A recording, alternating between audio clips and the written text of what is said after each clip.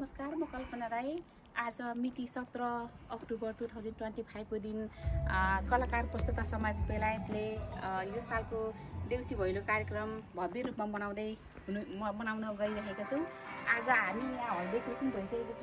यहाँ अब हामी यो आसपासको सिङ्गलटन हलमा भव्य हुँदैछ। हामी चाहिँ अब आइसकेको छौँ। हामी संस्थाको टिम चाहिँ अब बिस्तारै गेस्टहरू आउनु हुँदैछ र अब आइसकेको छु। म अब भित्र छिर्दैछु। साथीहरू आज के हुनेछ प्रोग्राम म तपाईँहरूलाई सबै एक बाई एक देखाउँदै जानेछु। हेरेर साथ दिनु होला। यो मेरो न्यू डे न्यू भ्लग लिएर तपाईँहरू सामु उपस्थित भएको छु। म कल्पना राई। तपाईँहरू सबैको यो सालको दीपावली शुभ रहोस्, सबैको सुस्वास्थ्य दीर्घायुको कामना गर्दै ह्याप्पी दीपावली भन्न चाहन्छु। Thank you. हलभित्र छिरिसकेको छु गाइज। हाम्रो सबै देउसी भैलो कार्यक्रमको लागि रेडी भइसकेको छ। अब हामी पाहुनाहरूको पर्खाइमा छौँ गाइज। हाम्रो देउसी भैलो प्रोग्रामको लागि सबै सामानहरू फुलहरू रेडी गरिसकेको छौँ। हाम्रो हल चाहिँ यसरी डेकोरेसन गरिसकेका छौँ गाइज। भाइहरूले प्र्याक्टिस गर्दै हुनुहुन्छ। हामी चाहिँ अलिक छिटो आएको छौँ। अब एकछिनदेखि हाम्रो गेस्टहरू धमाधम आउनुहुनेछ र आज एकदमै भव्य हुनेछ। तपाईँहरूलाई म हरेक टिपहरू देखाउँछु।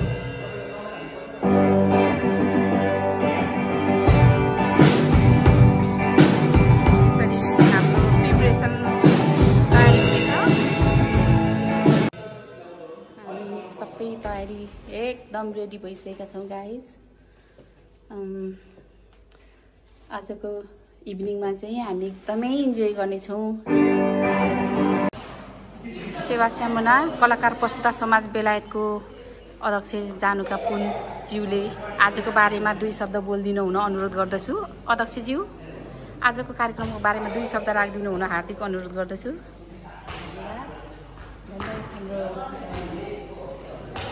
नेपाली कलाकार प्रस्तुता समाजका एकदमै एक्टिभ बहिनी कल्पना राईज्यू, thank you so much for एउटा सानो इन्भाइटको लागि दिनुभएको।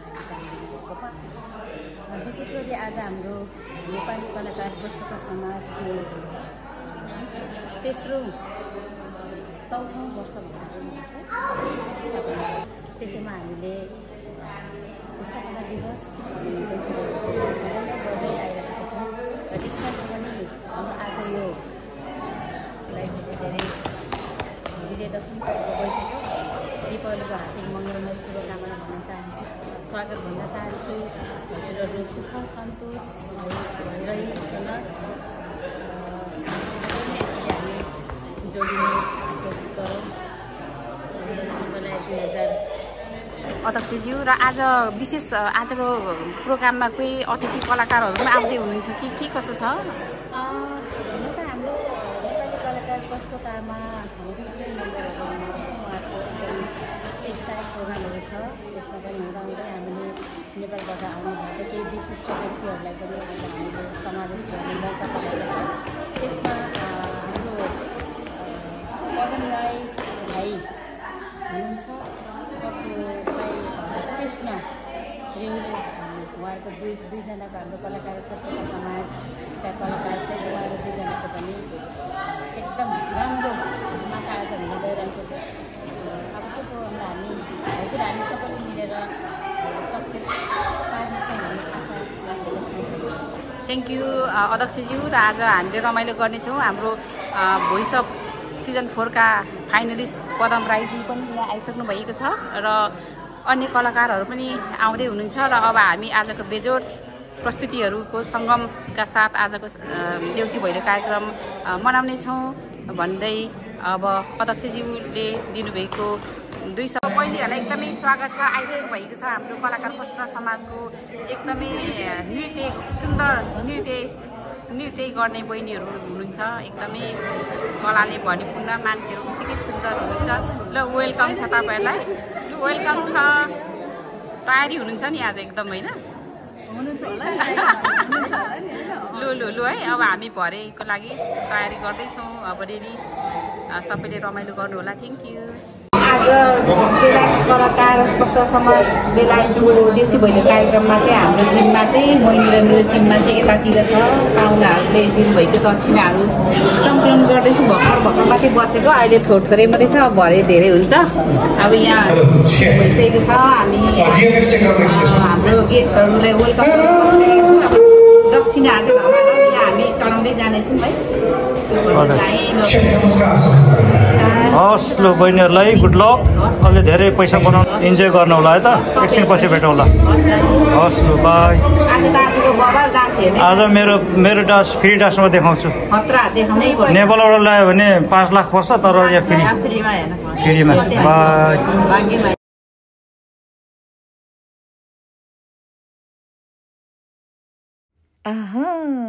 यता हाम्रो अतिथिज्यूहरू हुनुहुन्छ। महिला अतिथिहरू विभिन्न सङ्घ संस्थाबाट पाल्नुभएका अतिथिहरू खानामा व्यस्त हुनुहुन्छ भने यता अर्को साइडतिर पनि हाम्रो मेन पाहुनाहरू हुनुहुन्छ।